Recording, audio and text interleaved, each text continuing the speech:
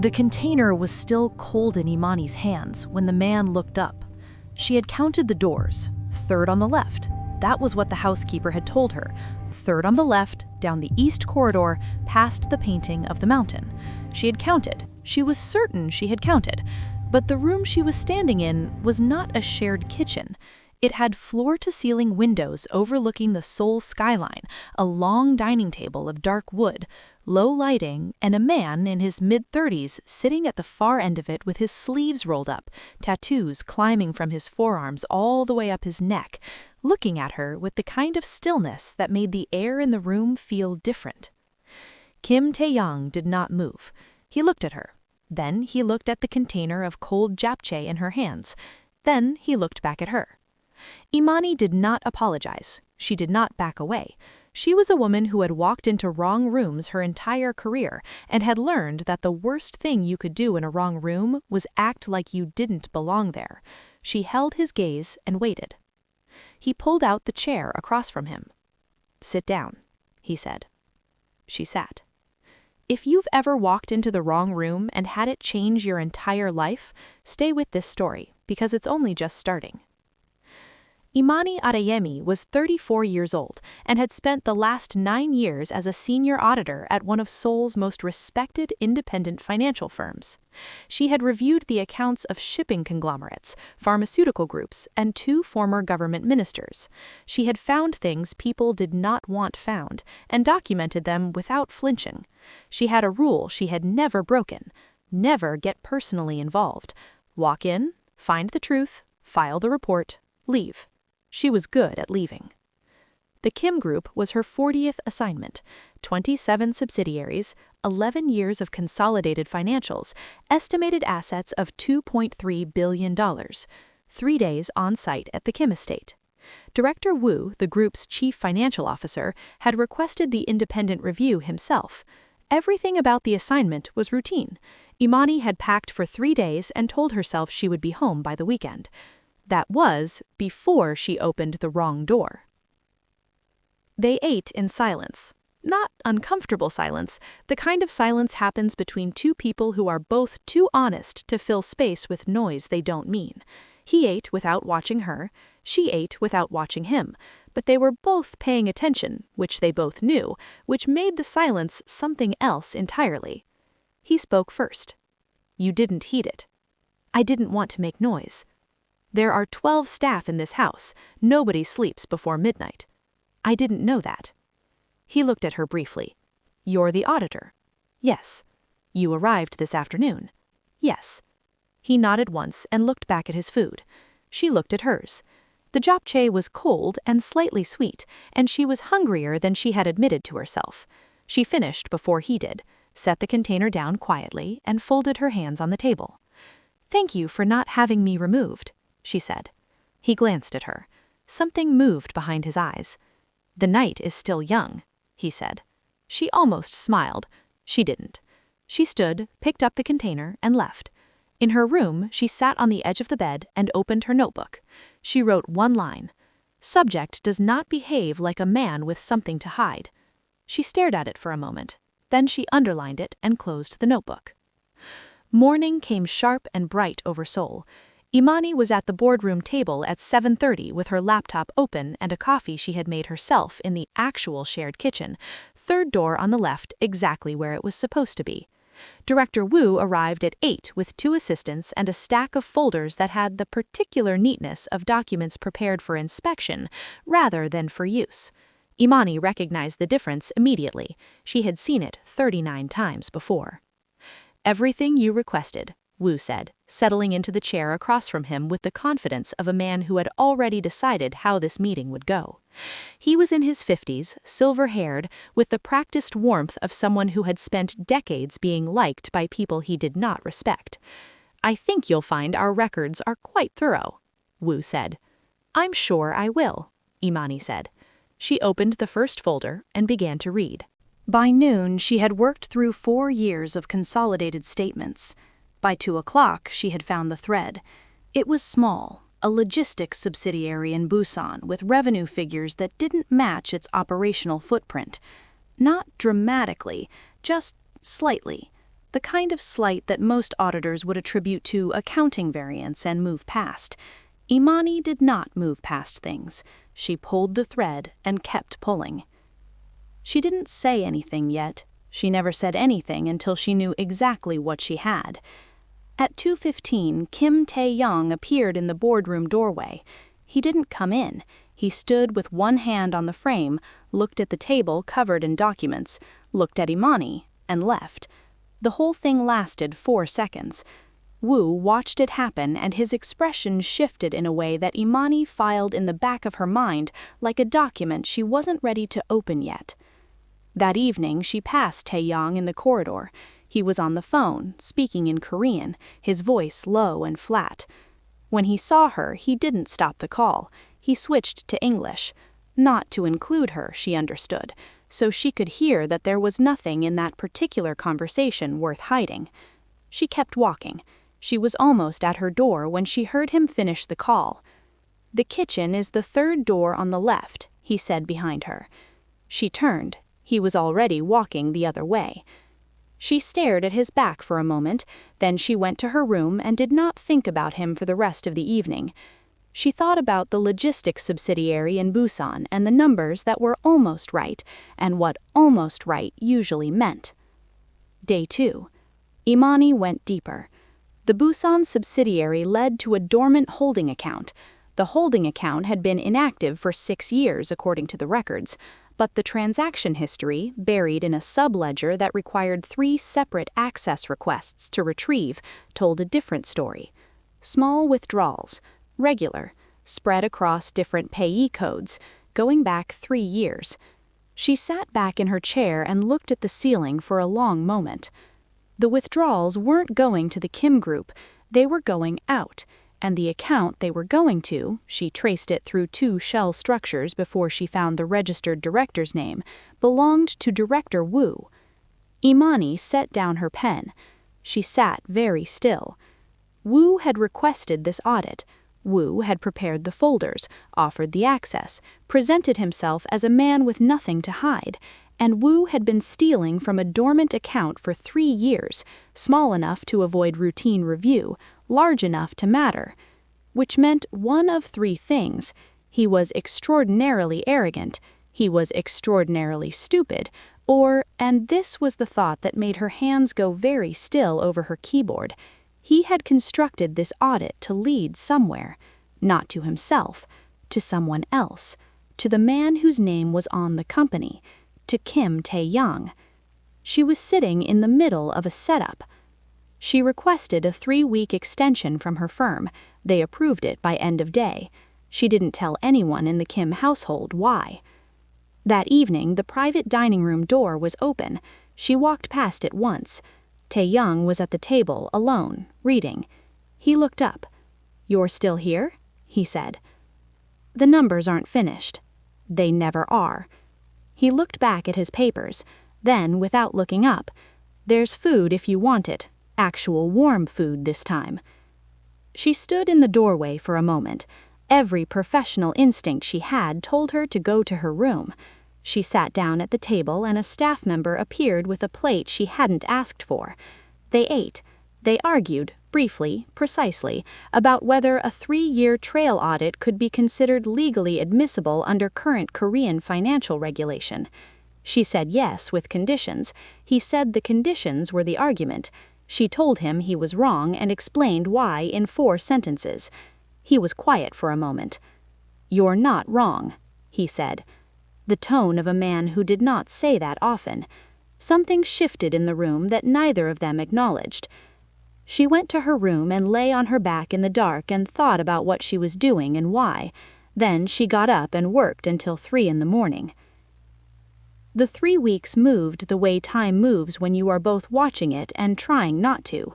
She learned the rhythm of the house. She learned that he was in the East Wing by 7 every morning and unreachable before 9. He learned that she arrived at the boardroom before everyone else, and left after everyone else, and ate whatever was fastest when she was deep in the numbers. He started leaving food at her end of the table without comment. She started eating it without comment. They did not discuss what this was. One night in the second week, she was coming back from the kitchen when she heard Chairman Kim's voice from behind a half-open door. She wasn't trying to listen, but the corridor was narrow and the old man's voice carried. "She'll be gone in 3 weeks. You're building habits around someone who is passing through." Tae-young's response came low and flat. "That's not your decision. Everything in this family is my decision until, no. One word. Final. It isn't." Silence. Imani walked back to her room and sat on the edge of the bed. She didn't write anything in her notebook that night.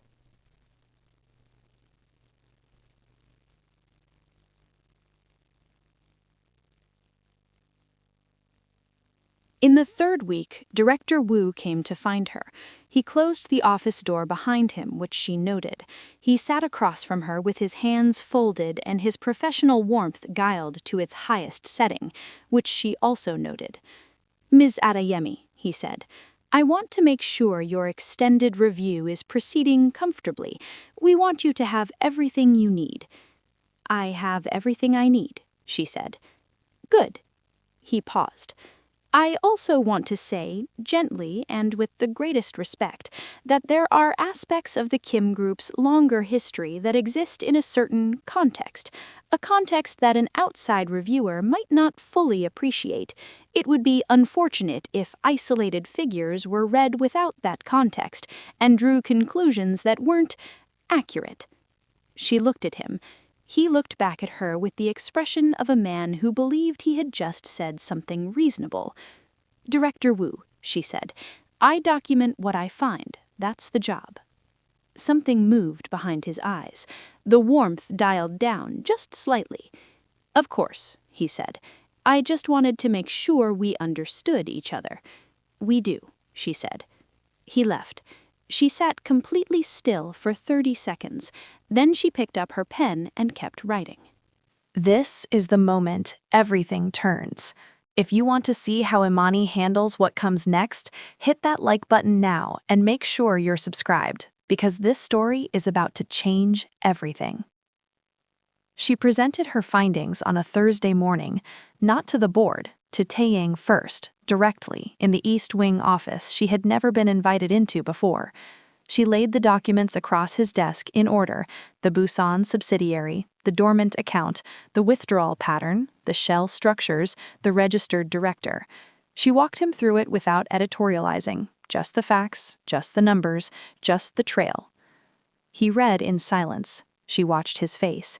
He had a way of processing information that was almost physical. She could see him moving through it, weighing it, placing it against things she couldn't see. When he finished, he set the last page down and looked at the window. 3 years, he said, at minimum. And the original request for this audit came from him. Yes. He was quiet for a long time. When he looked back at her, his expression was something she hadn't seen on him before. Not anger, something older than anger. "You could have filed this and walked away," he said. "I could have. So why didn't you?" She held his gaze. "Because the numbers told one story and you told another. I follow the numbers." He looked at her. "That's not the only reason." She didn't confirm it. She didn't deny it. She slid the final report across the desk and stood. "Wu should be removed by Friday afternoon. If he stays in that room, he'll spend the entire session constructing a counter-narrative, and you'll spend 6 months untangling it." Tae-yang nodded once. She turned to leave. "Imani." She stopped. "Thank you."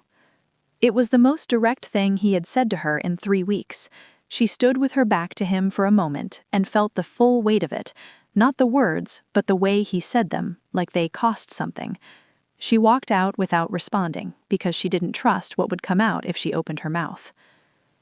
Director Wu was removed by Friday afternoon. The board meeting proceeded without incident on Monday. Imani's report was filed, countersigned, and closed. Her assignment was complete. She packed her bag on Thursday morning. Her flight was at 6 in the evening. She moved through the house with the efficiency of someone who had done this 39 times before. stripped the room, checked every drawer, folded everything back to how it was before she arrived. She was good at leaving no trace. Chairman Kim was waiting in the entrance hall when she came downstairs. He was a tall man going gray, with the careful posture of someone who had spent decades in rooms where posture mattered. He shook her hand and thanked her for her work. He was gracious and measured and precise.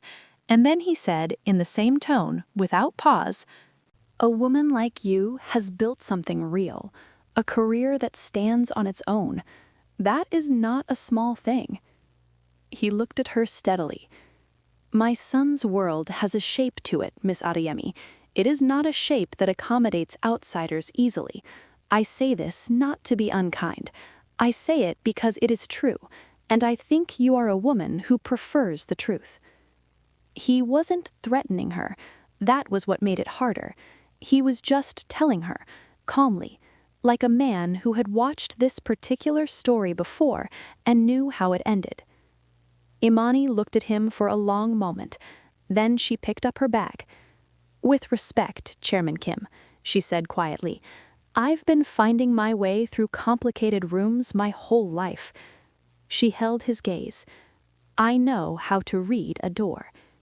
She walked out into the gray Seoul morning, got into the car, and did not look back at the house. The drive to the airport took 40 minutes. She sat with her bag on her lap and watched the city go past, the overpasses and the Han River and the gray October sky pressing down on all of it, and told herself that she had done her job and the job was finished, and that was the only thing that mattered. She told herself that clearly and firmly for 25 minutes. Her phone rang. Unknown number. She answered. "You left without saying goodbye." His voice was the same as always, low, unhurried, like a man who had already decided how a conversation was going to go. She was quiet for a moment. "It wasn't that kind of assignment." "No," he said, "but it became something else." She looked out the window. The airport was 15 minutes away. She could see the signs for the terminal already, green against the gray. "Taeyong." "Yes. What exactly are you asking me?" He was quiet. She heard him breathe. And then, in the voice of a man who had not been uncertain about anything in a long time, he said, "I'm asking you to turn the car around. Not for this house. Not for my father or my name or anything that comes with either of those things. For me." A pause. "Just for me." The city moved past the window. The airport signs were closer now. Imani sat very still and thought about rules, about the one she had kept for 9 years, the one about not getting comfortable in someone else's house, the one about walking in and finding the truth and filing the report and leaving. She had kept that rule because it kept her safe, because it kept things clean, because it meant she never had to sit in the back of a car 15 minutes from an airport wondering what she was about to do. She thought about a dining room with low lighting and cold japchae, and a man who pulled out a chair without being asked. She thought about 3 weeks of open doors and shared silences, and the way he had said that's not the only reason, like he already knew her better than she had given him permission to. She leaned forward. "Turn the car around," she told the driver. He was standing outside the estate gate when she arrived. No convoy, no staff, no performance of anything. Just Kim Tae-young in the gray October morning, jacket off, tattoos visible from his hands to his neck, hands in his pockets, waiting, like a man who had allowed himself, for the first time in a long time, to hope for a specific outcome. She got out of the car. They stood facing each other on the street, and the city moved around them like it always did, indifferent and enormous, and none of it mattered at all. She looked at him like someone looks at a door they have already decided to open. "I'm going to need a proper kitchen this time." Something broke open in his face, not dramatically, just warmth arriving somewhere she hadn't seen it before. "Third door on the left," he said. She picked up her bag and walked through the gate. If this story moved something in you, hit that like button right now and tell me in the comments, when Imani's phone rang, did you think she was going to keep going to that airport? Drop your answer below. Subscribe and turn on the bell because Imani and Taeyong's story is far from over, and what happens next will test everything they just chose.